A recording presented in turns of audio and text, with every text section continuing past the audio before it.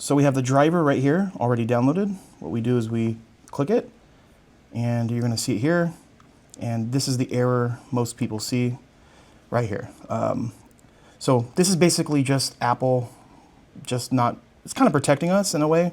They want you to make sure it's valid before just blindly downloading it. What you do is you go down to the system setting.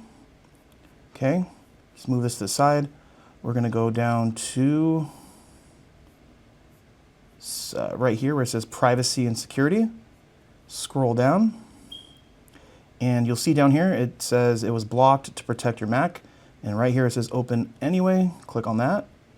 You might have to click done. Open anyway.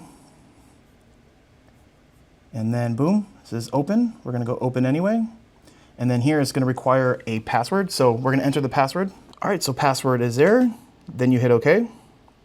And boom. Now you just follow the steps. Just hit continue. It's going to probably ask for the password a couple times. Install. So enter the password one more time. And boom, just like that. After you hit the password, installation is successful, and you can hit close. I like to keep, just in case we need to re-download this. It does take a while, so boom, you guys are good.